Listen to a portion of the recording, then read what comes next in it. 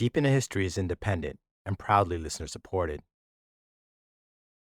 Before we begin, I would like to thank my newest patrons and Spotify supporters who went to patreon.com/deepintohistory or subscribe directly on Spotify. Every cent I receive goes towards upgrading this experience we share. And hopefully, by the end of this year, it will be enough to sustain myself modestly and do nothing but research, write, and record. Thus, it gives me such hope to welcome Tyler, Pool Bus Driver, Brian, Tyrone, Theodore, Nicholas, Kelly, Adina, Jojo, Kathy, NS Viking, Gavin, and Brogan. My new historians, I salute you and thank you from the center of my being. I would like to extend a special welcome to Tiffany, who generously chose to support the show at an elevated level. So, Tiffany, your level of support for Deep into History is peerless. Consider this a foreword. I was very sad to learn of the passing on to what comes next of the wonderful actor Ray Stevenson.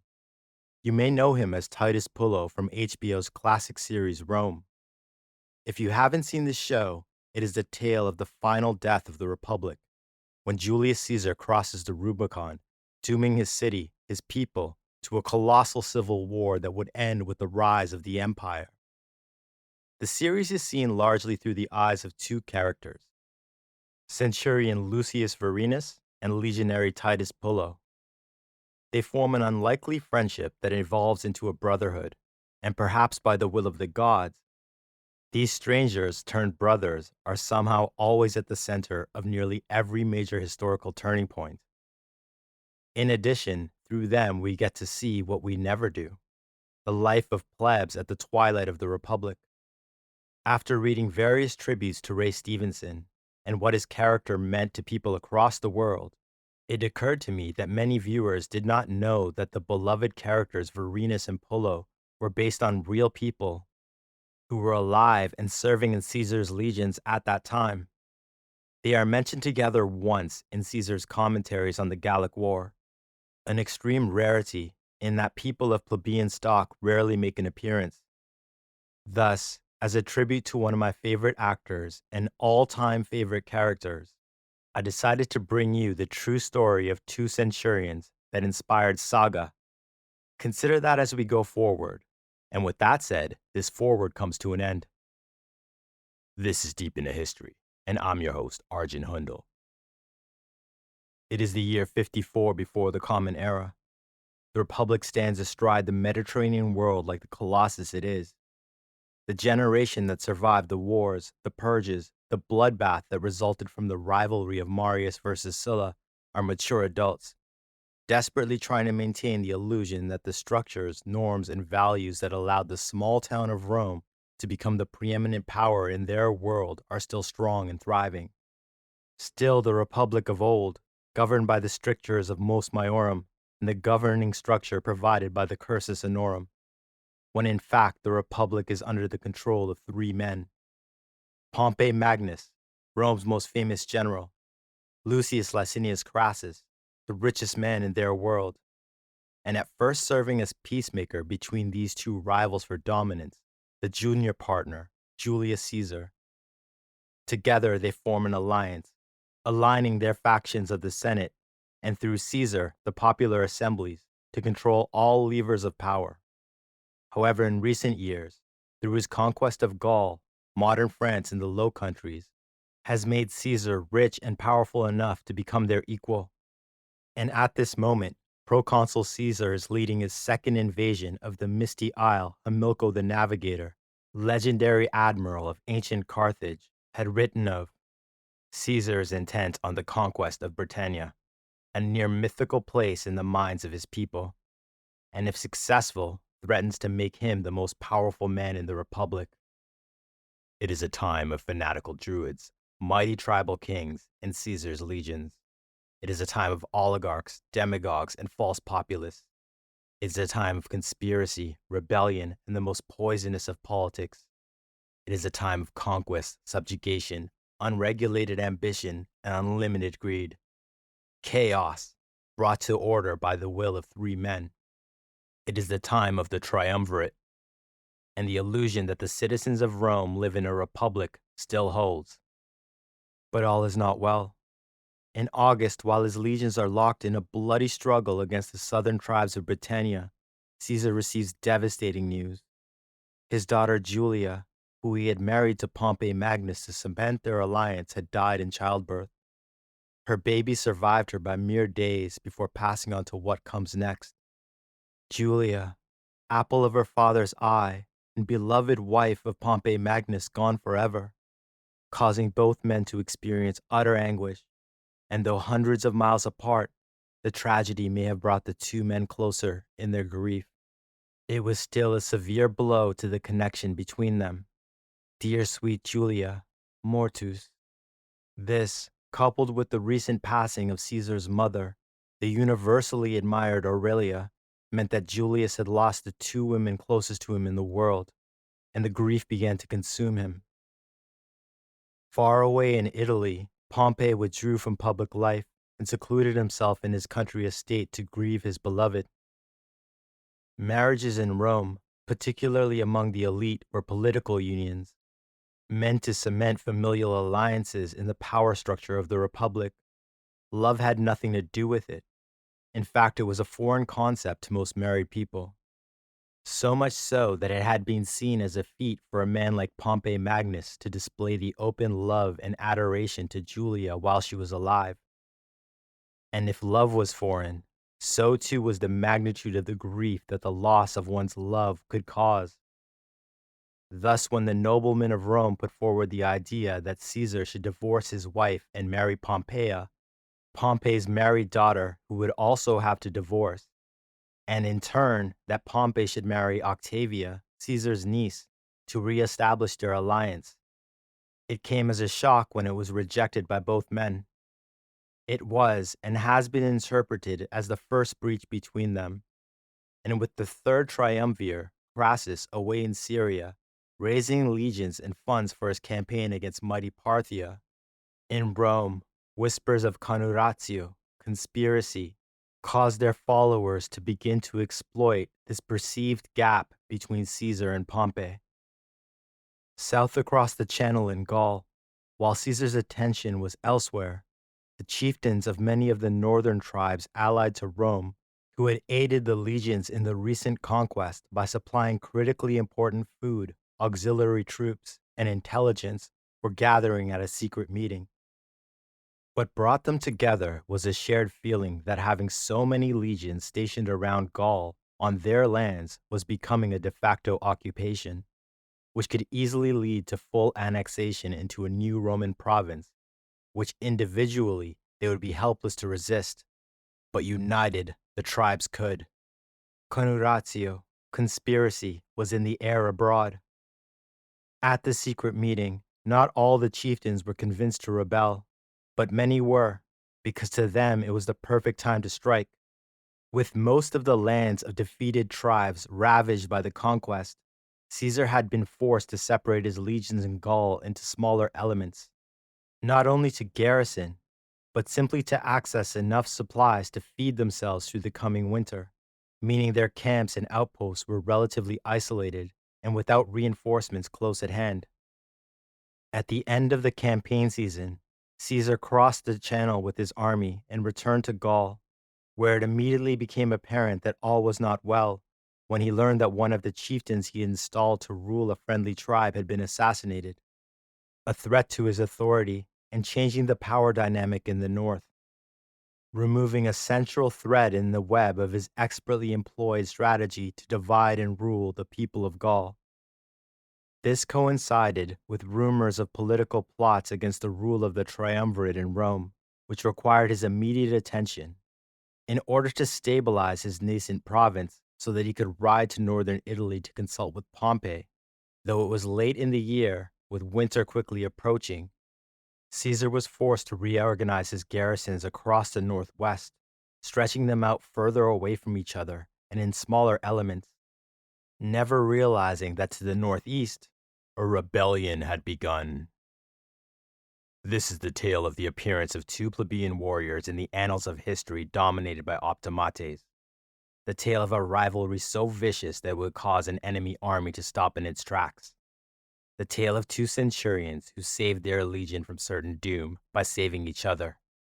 The saga of a younger son of an optimate family that could have, should have been, what the elite of the late Republic produced best, a fail son, yet who would defy the odds and rise to become a hero of Caesar's legions.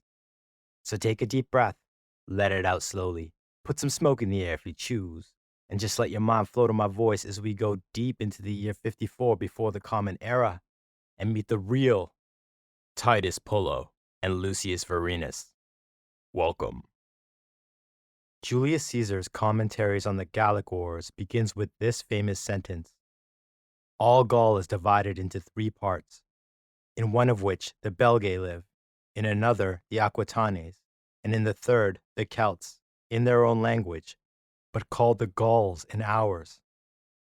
In the northeast of Gaul, covering the area between the English Channel, the west bank of the Rhine, and the northern bank of the River Seine, were the lands of the Belgae, a large and loose confederation of mostly Celtic peoples with a distinct culture, language, or dialect thereof, and customs that were heavily influenced by the Germanic tribes across the Rhine. Caesar describes them, quote, when I inquired of them, of what tribes were under arms, how powerful they were, and what they could do in war, I received the following information: that the greater part of the Belgae were sprung from the Germans, and having crossed the Rhine at an early period, they had settled there on account of the fertility of the country, and had driven out the Gauls who inhabited those regions, and that they were the only people who, in the memory of our fathers, when all Gaul was overrun, had prevented the Teutones and Cimbri from entering their territories, the effect of which was that from the recollection of those events, they assumed to themselves great authority and haughtiness in military matters.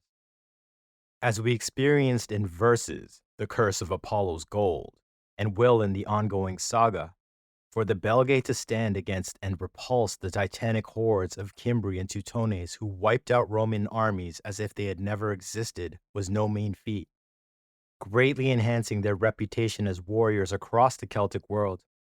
Yet since they were not united as a nation, just 3 years before, in 57 before the Common Era, they had fallen before Caesar's legions.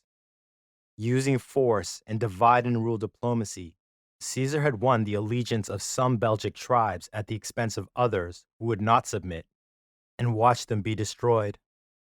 And thus, many of the larger allied tribes, hearing of the unrest in the rest of Gaul, and seeing that the mighty legions were now spread out in seemingly remote garrisons, decided that they had had enough of the ruinous toll of supplying their occupiers with food, warriors to serve as auxiliaries, and in many cases their young as hostages for their good behavior.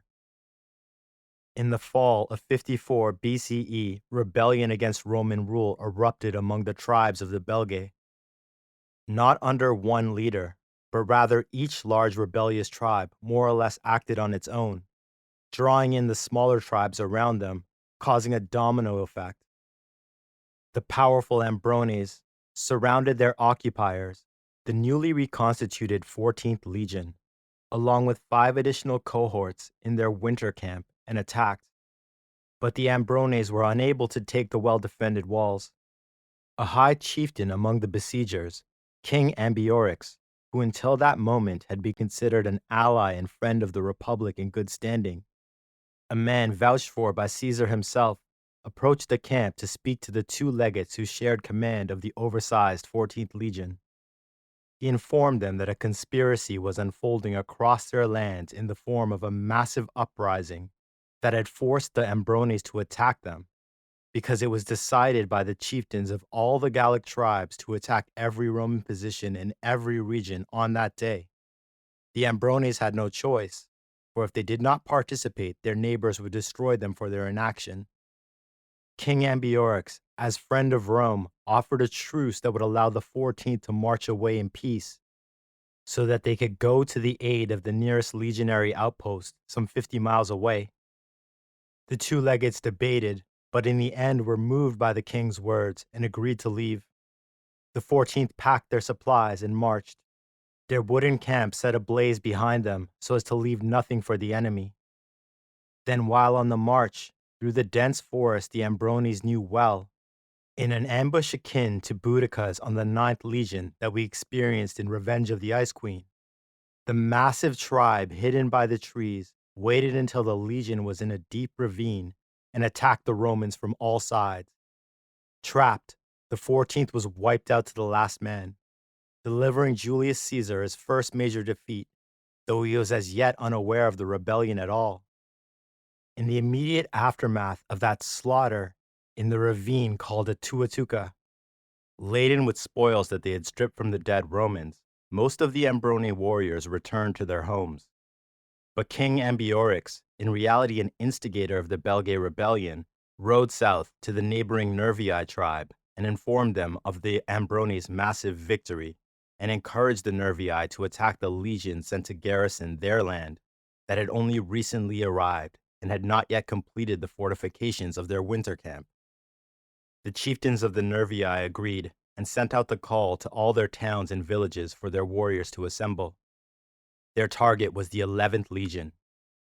Its commander was Legate Quintus Cicero, the younger brother of the orator, prolific writer, and powerful senator Marcus Tullius Cicero, who we will meet in mere weeks in Verses, Scipio's Dream. We know much and more about young Quintus because many of the letters written between the brothers have survived, and from them we know that Legate Cicero did not enjoy life in the legions and was only serving for the virtus of his family and to maintain a relationship with Caesar, while his brother was in Rome using his gifts to influence his powerful faction of the Senate. You see, young Quintus was a poet at heart and longed for the luxuries of his villa in Rome and those of his family's many vast country estates. The men of the 11th Legion had no idea that the 14th had been wiped out, and since the Nervii had been defeated by Caesar mere years before, losing thousands of warriors, it must have come as a complete shock when they saw a massive tribal army approaching their unfinished camp. It appears that most of the first inner wall was complete, with only a small section still under construction, which protected their dwellings and supplies. The site of the rectangular camp was placed on top of a slight rise in a wide clearing separating it from the surrounding forest. The construction of the normal ditches dug to create an outer earthwork where stakes would be placed in front of sentry towers connected by an outer wall had not even begun, as they had only recently arrived on station. The men of the 11th Legion were taken completely by surprise when from the dense encircling woods a Nervii horde emerged. Tens of thousands of battle-hardened warriors, eager for revenge for their defeat they, as a member of a small Belgae tribal alliance, had suffered at the hands of the Romans. Many of these warriors had fought in a desperate battle that had almost ended Proconsul Julius Caesar's life and career. Yet the military genius had turned certain defeat into victory through his tactical brilliance. But this time the Nervii knew that Caesar was not in the camp, and without Caesar to lead them, the Romans were mere mortal men, as flawed and as prone to fear and mistakes as any. And seeing the relatively skeletal defenses of the unfinished camp, the Nervii knew vengeance was in their grasp. Then, their warriors advancing on the side of the camp where the wall was not yet complete saw their chance. Carnacs' horns blared as they sounded the advance. Disciplined, not a kinetic, wild, and powerful charge across the battlefield. For after battling the legions, even in defeat, they had watched and learned from the Roman way of making war, as we shall see. On the unfinished side of the Roman war camp, in fact separated by the small gap in the wooden walls that had yet to be completed, atop their respective sides of the forming palisade stood two grizzled Roman centurions, who despised one another. You see, since joining the legion, through their determination and skill in combat, they had quickly moved up the ranks. Yet as they rose, with fewer and fewer senior ranks available to fill, they had battled each other for each promotion. Thus, because of their excellence, they in essence hindered one another's careers. And over the years, resentment turned to anger, anger to hate, and now the two most senior centurions of the 11th Legion were the only competition to become primus pilus, the first spear centurion of the legion, Attaining this exalted rank assured a life of plenty, because one's virtus was instantly recognized across the Republic, outranking elected officials in small towns in times of emergency, and being the first citizen leading festival parades, hailed and respected by all. The highest level of achievement most plebs could only dream of attaining. But for these two centurions, they could make that dream a reality. Both desperately wanted it. It was there for the taking.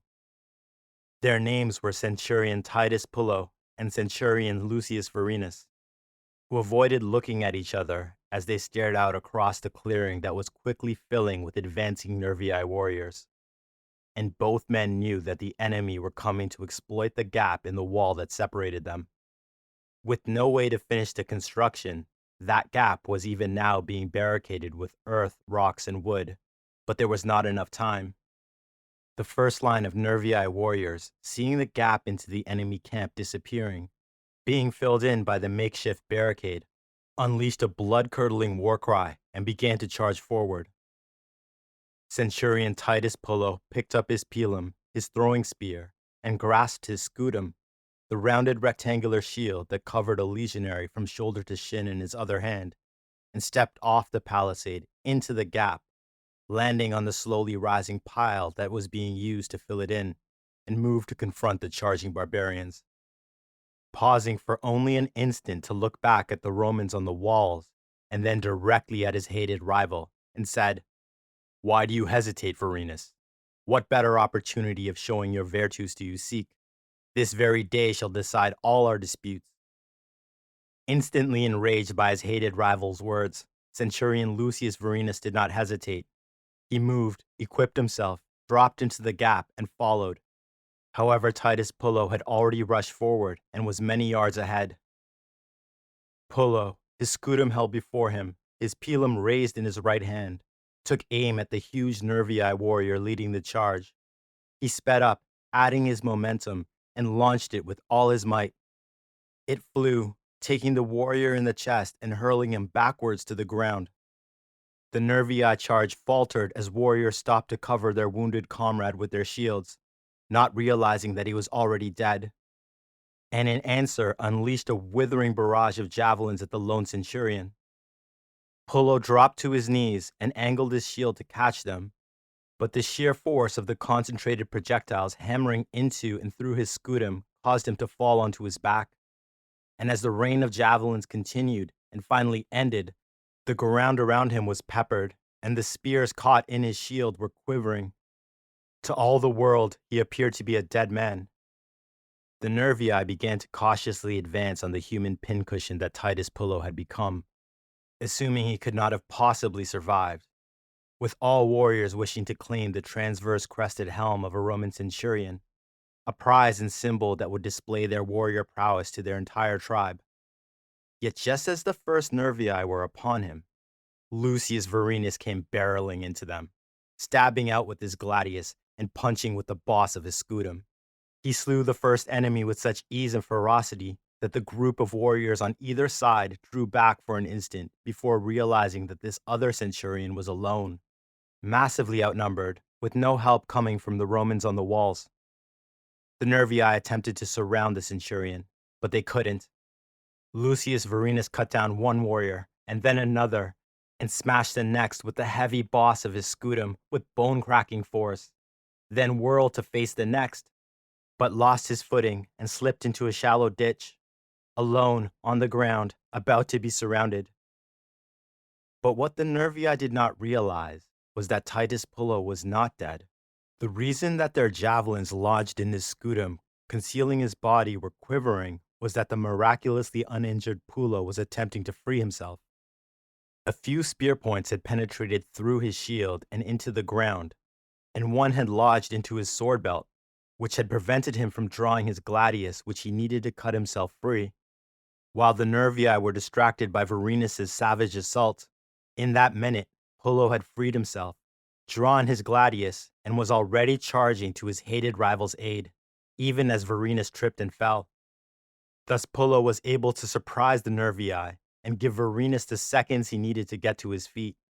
With ever more tribal warriors eager to kill them, the two centurions fought together in a dais, back to back, and became a rotating whirlwind of death, leaving a trail of wounded and dying Nervii warriors behind them as they retreated step by step back to the wall of their camp. As the pair neared, ropes were thrown down to them by the watching legionaries on the wall, and their ever-growing number of pursuers were met by a hail of arrows and spears to keep them back. Exhausted and drenched in sweat, Pullo and Vorenus took hold of their respective ropes and were pulled up to safety. They were met by cheers from the legionaries on the palisade, not just for the ridiculously heroic battle the pair had waged on the Nervii, but the fact that their action had bought the men of the 11th Legion just enough time for the gap in the wall to be barricaded. Inside the camp, in his command tent, Legate Cicero was on the verge of finishing his fourth tragic play, so involved in his art that he was taken completely by surprise when he was informed of the tribal army that had appeared to besiege his legion. He immediately stopped dictating his masterpiece to his scribe and called for his slaves to help him equip his armor. He burst out of his command tent and ran to scale the wooden steps up to the palisade of the nearest wall. The young legate, who had never had any interest in rising up the cursus honorum, let alone serving in the legions, suddenly found himself surrounded by a nightmarish army of Nervii, a tribe that he had been told was completely pacified before arriving. Thus, when their legate, who had always been cold and disinterested, suddenly began shouting orders to his officers, there were a few seconds of disbelief before they snapped into action. Quintus Cicero, the spoiled and pampered younger brother, rose to the occasion. In order to survive, he had to defy the well-earned stereotype of the sons of the ruling class. It appears that though he had no interest in military matters, he was brilliant. Never dreaming he would ever have to apply it, he had absorbed the military history taught to him by former Greek scholars subjugated into slaves and bought at ruinous expense by his family and all elite families, in the hopes that perhaps, just perhaps, if educated, their sons too could defy the stereotype, something akin to buying a lottery ticket for the ruling class of Rome. And in this case, well, prepare to witness his redemption, for Quintus Cicero would not allow himself to become known as a fail son of the late Republic. Ready? Then let's go. Even while his two most experienced and skilled centurions were fighting their two-man delaying action against the Nervii on their side of the camp, Legate Cicero was warned and took stock of the situation his legion found itself in. Their incomplete winter camp was surrounded by a huge tribal army, not just the Nervii, but warbands from smaller tribes, and even a large force of Ambrones led by King Ambiorix, whose words had helped spark the rebellion of the Belgae. In his writings, Caesar put the number of warriors that formed the tribal horde emerging from the forests around the 11th Legion at 60,000 warriors. This number seems to be inflated, but even if we reduce it by half, the 11th Legion was outnumbered at least 4-1 by their besiegers. However, a disparity of 8-1 is not impossible. The 11th had brought with them their winter stores of grain, and with the established wells in their camp, had ready access to fresh water. Thus, they could not be starved out. His men were well trained and led by experienced officers, veterans of the Gallic War, so young Legate Quintus need not worry about his men's ability to withstand the rather rudimentary siege tactics that he expected from the Nervii. However, as things stood, eventually their sheer numbers would tell, because his besieged camp was incomplete. The crucial outer wall, along with ditches, stakes, and towers, were non-existent, which meant that if the Nervii were able to create and exploit a single breach in the 11th single wall, long enough to get a few hundred warriors into the interior, the chaos they would create from within would mean the Legion, forced to pull manpower from the walls, would be doomed from without. Therefore, the camp must be made as secure as possible. His legion had a large reserve of lumber that had been collected, cut, and kept for the outer wall. So Legate Cicero ordered the construction of 120 towers that would form an inner support ring, whose platforms would be taller than the palisade that lined the top of the existing wall, and be able to project rainfire in support of his defenders and beyond at any incoming enemy warbands. On the towers, he would place his archers, slingers, and war machines, such as his legion's complement of scorpions, bolt throwers, along with a small number of catapults. The legate allocated every legionary, lixi, and allied unit that he could spare to the task of erecting the inner ring, while keeping the palisades mostly manned and the four gates of his camp barricaded and guarded. Because the Nervii and their allies outside the walls had them surrounded, they had the initiative, able to launch assaults at any time from any side at will. And it came nearly as soon as the legate had given his orders. The ferocity of the first assault from every direction was vicious and brutal. Yet the men of his 11th Legion held the walls and pushed the Nervii back, repulsing wave after wave. And finally, at nightfall, the tribe's assault relented, as they needed to rest and see to their dead and wounded. Inside the camp, the legate dictated a letter and ordered a legionary scout to act as messenger, to attempt to reach Proconsul Caesar at his base camp at Samoa Breva, 100 miles away, praying to the gods that his messenger could get through the not yet fully established siege lines. That night, Legate Cicero did not rest. He tirelessly oversaw the construction of his support towers, even joining in himself where help was needed most. Dawn of the second day of the siege revealed that the messenger he had dispatched to Caesar had been caught by the Nervii. The legionary scout was brought before the walls of the camp in chains and tortured to death before the eyes of the 11th Legion, immediately followed by another all-out assault on the camp. With the benefit of the extra firepower of the dozens of towers that had been built overnight, the attack was repulsed once again, but both sides were taking heavy casualties. The Nervii called for a parley and offered to allow the legion to march away peacefully, just as the Ambrones had offered the 14th Legion before at Tuatuca. The offer was delivered by none other than King Ambiorix himself, whose elite bodyguard bolstered every Nervii attack and were there to ensure that the rebellion had a second quick triumph to follow his ambush at Tuatuca. In his mind, the destruction of the 11th Legion would bring all the Belgae tribes into the rebellion and send his fame among his people into the stratosphere, and he would rally the tribes to become their leader, to become Ver Ambiorix, High King of the Belgae. To him, it was the only way to face Caesar, united as one people, with one purpose, under the will of one mind, against the most deadly foe they had ever faced. It was during this parley that the legate learned of the annihilation of the 14th Legion and its additional 5 cohorts, the largest Roman force in the region.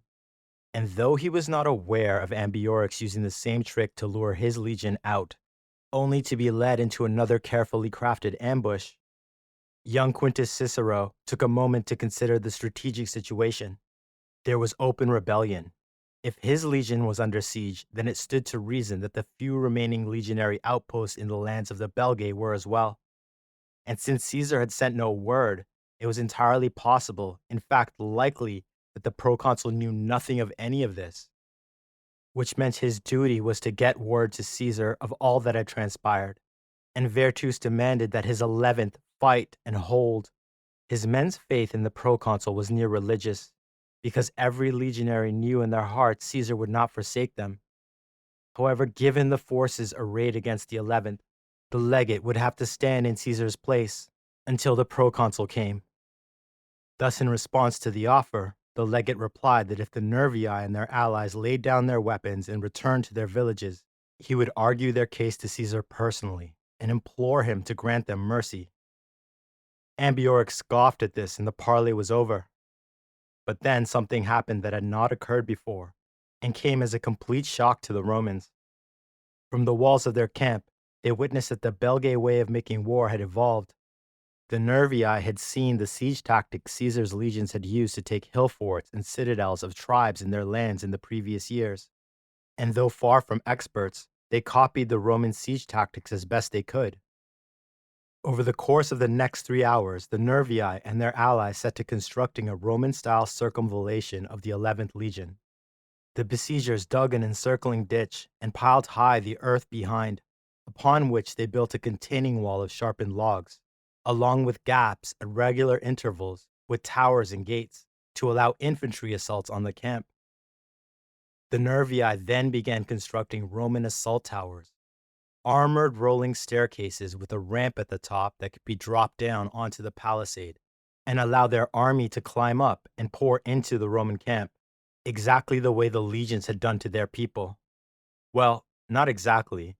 Being new to the art of siegecraft, most of the assault towers did not work well, unable to be rolled forward, and lacked a metal layer of armor, instead covering them with cloth and leather hides, making them extremely vulnerable to the legion's scorpions and catapults which the legate had placed on the new multitude of towers. The coming days saw many assaults on the walls of the camp by the Nervii, their warriors advancing behind Roman-style mantlets, large rolling shields that protected a warband grouped together behind them, using their towers and ladders to attempt to storm the camp, and hooked ropes to try to pull down the wooden wall. The tribes even used heated projectiles to fire over the wall to set the interior of the camp on fire. Most of the blazes were quickly put out, but this took legionaries away from the palisades, and with each new assault, ever more casualties were mounting. In desperation, using the cover of the night, every night, messengers were dispatched to break through the siege lines to reach Caesar, only to be sacrificed by Druids before the wall as the sun rose the next day, every day. Yet the men of the 11th Legion resisted and repulsed each attack. However, because they could not replace their losses, with no time for wounds to heal, most legionaries were fighting injured in at least a minor capacity by the 7th day of the siege. While the besiegers seemed to have a limitless supply of fresh warriors to replace those that had fallen, with fresh warbands continually arriving from the countryside. In battle, Legate Cicero seemed to be everywhere at once, directing the defense, on the walls fighting, encouraging his men, and only taking rest when his officers forced him to do so. But their situation was becoming hopeless. Cut off by the siege, they could not hope to win a war of attrition. They just did not have the numbers. Then, a Gallic nobleman serving with the legion offered the legate the service of his slave, another Gaul, to act as messenger to Caesar. Legate Cicero looked at the man and had to admit that he would blend in far better than the poor Roman scouts he had been forced to use thus far. And being a native, the Gallic messenger was able to slip through the siege lines unnoticed at night and off into the forest. The only indication of his success was that he was not, in fact, executed before their walls the next morning before the Nervii assault began anew. Speas, hope. Elsewhere, Proconsul Julius Caesar, only recently returned from his second and last campaign in Britannia, was stationed at the central supply camp at Samoa-Briva, modern Amiens in northeastern France. He held this central position in order to direct his legions spread across the north of Gaul and directly oversee the tribute and supplies from the tribes that would feed his legions during the winter and fuel them in the spring, the next campaign season. At that moment, it was imperative for him to go south to the province of Cisalpine Gaul in northern Italy for meetings with representatives of his fellow triumvirs Pompey and Crassus, because the political fires in this very late stage of the late Republic were many, constant, and had to be addressed. In fact, it was practically his winter ritual. But upon his return to the mainland, the unrest in northwest Gaul had kept him in place. As yet, as far as Caesar was concerned, the Belgae were pacified and loyal, for no ill news had reached him from the east. That is until Legate Cicero's messenger arrived, and Caesar read his letter and was utterly shocked. This was the first time that he became aware of the annihilation of the 14th Legion and its additional 5 cohorts at the massacre at Tuatuca. Worse for him personally, it had been executed at the hands of King Ambiorix, a man Caesar had vouched for. Beyond the disgrace of the defeat itself, if this revolt were not handled immediately, the blow to his reputation once news inevitably reached Rome, and the subsequent loss of his virtus would drastically weaken his political position. With him at Samoa-Briva, Caesar had just his bodyguard legion, the 10th, with nearly no auxiliaries. The years of campaigning to conquer Gaul had slowly but inevitably resulted in some of his legionaries dying in battle, being severely wounded, or succumbing to what we would consider simple illness during the cold months. The cost to his auxiliary allies that accompanied each legion had been even higher. Thus Caesar had broken them up and dispatched them to reinforce distant outposts for the winter. What had seemed the correct strategic move to maintain control of northwestern Gaul had now left him badly situated to face what appeared to be a full-scale rebellion in the northeast. Caesar considered the situation, not just in Gaul, but how he could maintain his political power in Rome. The massacre at Atuatuca was a horrendous loss, which his enemies in the Senate would use to discredit him. But, well, he could create a narrative that laid the responsibility for the disaster on the two legates he had left in command, for they were from families that had only recently achieved status, families that relied on his patronage for advancement, novus homo, new men, who were incompetent and inexperienced, a narrative the optimates would love, and his adoring public could not possibly blame him. After all, their invincible Caesar had not even known of the situation. But this narrative would only work if he saved Legate Cicero's besieged 11th Legion, thus maintaining good relations and indeed earning the gratitude of his eldest brother, Marcus Tullius Cicero, the Senate's most admired orator with a small but powerful faction of his own. And for his army spread across Gaul, the impact of the tragedy at Atuatuca would be lessened vastly, for in saving the brave men of the 11th Legion, who withstood every assault against possible odds, it would reinforce the message that Caesar would not forsake any of them if their commanders made sure that he were aware of their peril. The first frosts had arrived, winter was coming, making a full-scale campaign to crush the Belgae impossible. He would have to move with whatever forces lay near at hand, in a daring mission to rescue the 11th and his reputation. First, he ordered that Cicero's messenger be cared for and rewarded. Then he dictated and dispatched 5 letters, first to the most loyal of his local Gallic chieftains, ordering them to dispatch all available cavalry they had on hand to Samoabriva. The other 3 letters went to his nearest legates, each one a minimum of 25 miles away. This was necessary because Caesar could not just march with his bodyguard legion. You see, along with being the chief supply dump for his entire army for the next summer of campaigning, his massive wooden fortress also contained hundreds of hostages, the children of the tribal nobility of Gaul and Britannia that he had conquered or had submitted to him in the previous years, taken to be educated in Roman ways, and of course to ensure that their families would never dream of revolting. If these hostages were freed in his absence, it would ensure that the Belgae rebellion would spread across Gaul. In addition, crucially, Samoabriva held all of the massive support and administrative staff, not only for his legions, but for the nascent province he was trying to create.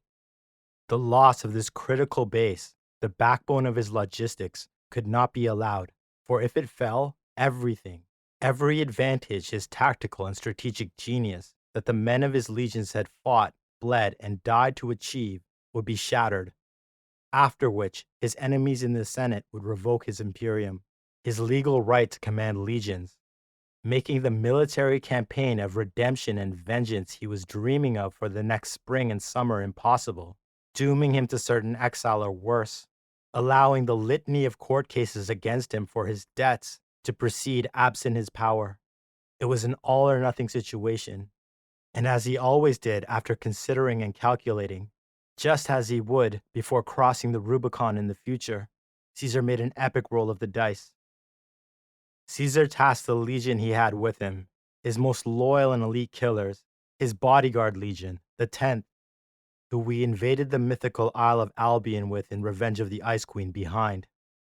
He knew they would die to the last man before allowing Samoabriva to fall. Word soon reached him that 2 of the legions he had contacted would join him on the march. The 3rd could not move, as just a day's march away from their winter camp, a tribal army was lurking in the wilderness. Though not yet in revolt, this tribe was clearly testing Roman resolve, and Caesar ordered them to stay in place.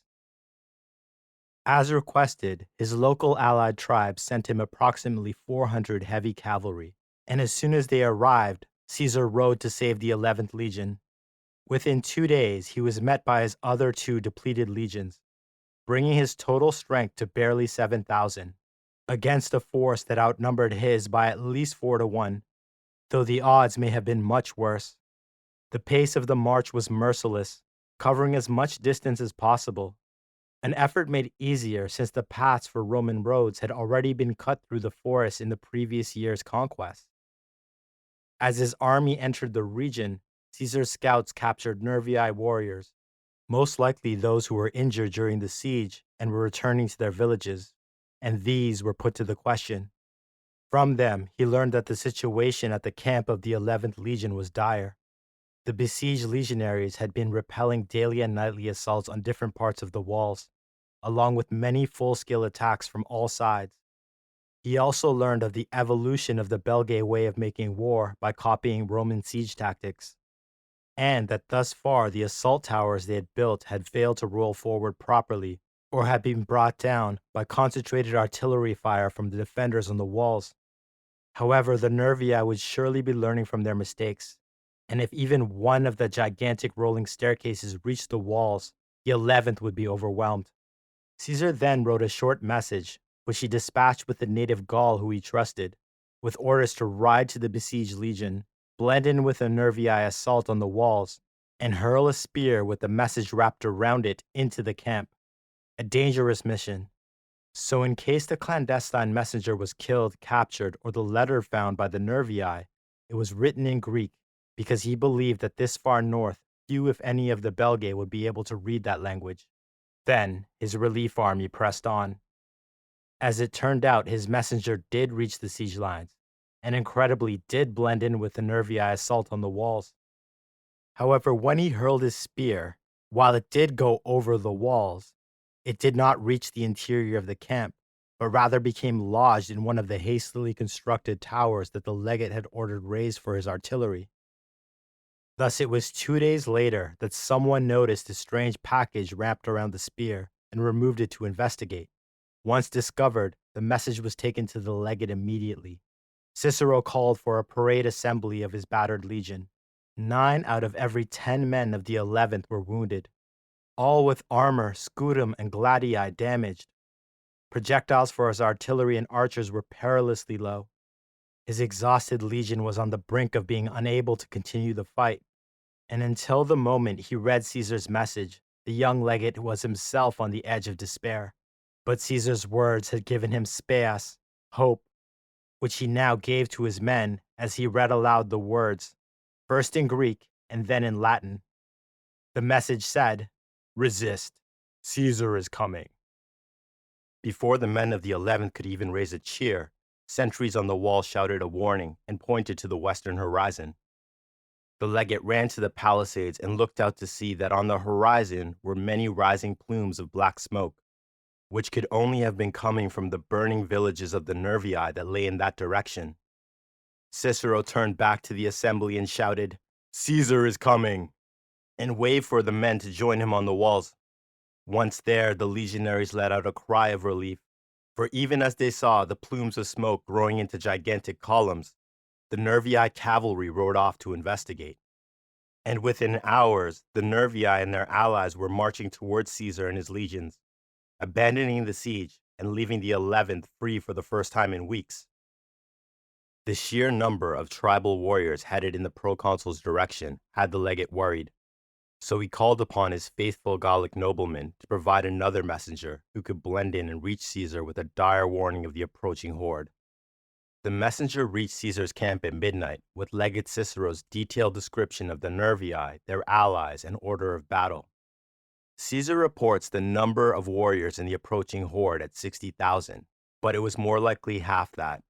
Even so, leaving his army of 7,000 badly outnumbered, having lost the element of surprise, with no established supply chain for this emergency relief effort, and with only enough supplies of food for very limited maneuvers, he could not expect help from the formerly besieged 11th, as the legion was brutally battered, in no shape to march, and barely combat effective. Always a believer in giving his legionaries bad news immediately, he called an assembly in the pitch black of night. He informed his men of the size of the army that they would be facing, the odds stacked against him. Then he let out a wicked chuckle and confidently told his men to rest, sleep in, and that the next day's march would be short. The men laughed, all crack veterans of the Gallic Wars, the most elite warriors of the very late Republic. Men he had commanded to victory after victory, fought with, bled with, men who knew they need not fear any odds because Caesar was with them. Until this point, during the relief army's rush to reach the 11th Legion, with the days in northern Gaul becoming shorter and shorter as winter approached. They had been breaking camp and were on the march before sunrise each day. Thus, not only was the extra sleep welcome, it also conveyed Caesar's confidence in victory. In fact, the next morning, Caesar kept his promise, for his legions only had to march 4 miles before they came to a river valley. In your mind, picture a V shape with a slow river flowing at the base and two narrow but flat, lightly forested plains at the tops. Before the terrain became visible, Caesar's scouts reported that the Nervii horde was arrayed for battle on the opposite side of the valley. Tens of thousands of warriors would survive relentless assaults on the walls at the siege of the 11th Legion, along with at least 2,000 Belgic cavalry of dubious quality, but numbers have a quality of their own. In addition, the fact that they understood Roman tactics, not only from the siege, but in recent years when they had first been conquered, had to be factored in. However, Caesar had learned his enemy's tactics as well. The Nervii were presenting a battle line, holding the opposite ridge in hopes that he would order his legions to march down, cross the river, and attack uphill at them. The tribal way of the Belgae to offer battle to an invader. Honorable, yet forcing an opponent to attack from the weakest possible position. An offer of battle Caesar himself had often accepted when his legions, though always outnumbered, were at full strength. Here, now, he had no support troops apart from his few hundred Gallic cavalry, and 2 legions absent their companion alas, and both barely above half strength, giving him approximately 6,600 elite heavy infantry, perhaps the finest Rome ever produced, along with a single support element of just 400 Gallic heavy cavalry. Taking every detail into account, he devised his battle plan and then explained it to his men in detail. Using the cover of the woods to hide his true numbers, Caesar ordered a camp to be constructed on their side of the valley. He arrayed his cavalry in a line along the top of the ridge in challenge. Behind them, a surrounding ditch was dug first, and wooden walls with just a few towers raised. Built to Caesar's exact specifications as a thin rectangle, with 2 gates facing the enemy. The camp was so small, in fact, that there was no room within to pitch tents, or in fact anything other than his 6,600 legionaries to sit down side by side to sleep, thus making the camp appear to the Nervii across the valley look like the relief force was no more than 2,000 legionaries, with a paltry escort of cavalry compared to the might of their vast horde. The day passed, no attack came. Overnight, his legionaries covered the 2 gates with a thin layer of mud and soil, so that it would look like the Romans had sealed themselves into their fortifications because they were terrified of being so vastly outnumbered. The palisades were fully manned, making it look as if the Romans were preparing to be besieged. With his trap set, the following morning Caesar ordered his cavalry down the valley to attack the Nervii, who countered with an assault of their own. Yet after a brief skirmish with the enemy horsemen, Caesar's cavalry retreated in fear, seemingly in rout, and rode past the camp. Seeing this, the enemy cavalry followed them past the Roman camp into the woods, and the chieftains of the Nervii could not prevent their warriors, first cheering with glee and then roaring for a fight, from charging down from their position to attack the cowardly Romans. All doubt or wariness left the Nervii commanders when the first elements of their charging horde reached the ridge on the far side of the valley, when they witnessed the legionaries on the palisades of the camp run and disappear into the interior with cries of panic. The ditch around the camp was deep and would need to be filled in to assault the walls, especially since the Romans had fortified the gates with what looked like a solid wall of earth and stone. Soon thousands of Nervii warriors began dropping their weapons and shields to refill the ditches, winded from their charge first down and then up the valley. Others began to pull down what looked like deep layers of earth covering the 2 visible gates. While this was happening, the Nervii chieftains sent forward a herald, who proclaimed that any Romans who defected would live as free men, but any who resisted would be slain to the last man. The proclamation was met with an eerie silence. Inside the camp, Caesar gave the order. His legions were fully armed and ready. The gates, which at a distance had appeared to be covered with tons of earth, were in fact only covered by a thin layer, which fell apart when the gates were pulled open, and out poured Caesar's enraged legionaries, not just from the two visible gates, but from the other sides of the thin rectangle. They fell upon the stunned enemy. The legions began to slaughter all those thousands who were attempting to fill in the ditch. And from the thought to be empty palisades came a deadly rain of pilum and projectiles from legionaries that had been crouching down, hidden from the enemy, just out of sight. The surprise was complete. The trap sprung. And just as the rest of the Nervii warriors who were coming up the slope of the valley to the ridge engaged the line of legionaries that emerged from the two visible gates, they were assaulted on their flanks by legionaries who had emerged from the others. The panic that the Nervii had thought they had spread to the Romans now inflicted their attacking horde, and soon warband by warband, subtribe by subtribe, they broke and fled. Caesar allowed his legions to pursue only a short distance, for fear that if they followed the enemy too far, they could become victims of ambushes in the woods on the other side of the valley. But it mattered not. It was an utter rout. The Nervii, whose villages were even now nothing but plumes of black smoke, only wished to return and find their families if they could. Their allied tribes had no wish to continue fighting after weeks of relentless and costly assaults on the 11th Legion. The enemy horde disintegrated, with thousands of warriors fleeing in different directions. For his immediate purpose, scattering the Nervii army was more than enough. Julius Caesar had just delivered them a brutal defeat, his first act of vengeance on the Belgae for their rebellion. It was not yet midday, so the relief force formed up and marched to the camp of the 11th Legion. Once on the scene, Caesar saw with his own eyes the Roman-style siege works that the Nervii had constructed, and was alarmed at the sophistication of the circumvallation and how close some of the assault towers had come to reaching the walls. Once inside the camp, Caesar personally congratulated Legate Cicero, his officers, and ordered the 11th Legion to rest and tend their wounds, while his relief force took over the defenses and saw to repairing the damage to the walls. The next morning, Caesar called for a parade assembly of the 11th. He commended the legion for its bravery and vowed that he would not shave until he avenged the ambush at Atuatuca and the terrible siege they had just suffered. He praised the leadership of Legate Cicero and promised accommodations, medals for bravery, and bonuses in denarii would be theirs once they marched back to Samoabriva. Anxious to get back to his winter supply dump and headquarters, all three legions marched back as soon as the wounded had been tended to and those that could not walk readied for transport. Proconsul Caesar now understood the full scope of the Belgae rebellion and exactly which tribes would need to be annihilated.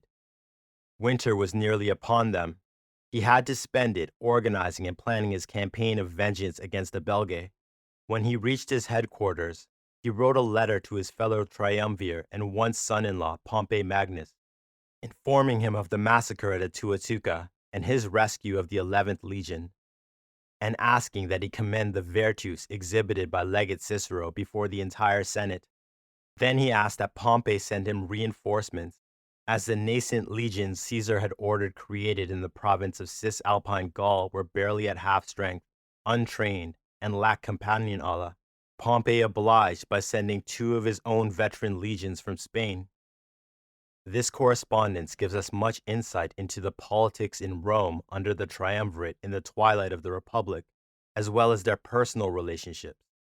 The ambush at Atuatuca, not just an ambush, but one orchestrated by allied leaders that prominent Romans had vouched for, would call into the public consciousness the question of how these leaders had earned their trust, becoming friends of the Republic, a title that should require exhibited loyalty for a long period of time. Was it utility? Bribes? Convenience? Bribes? Military necessity? Bribes?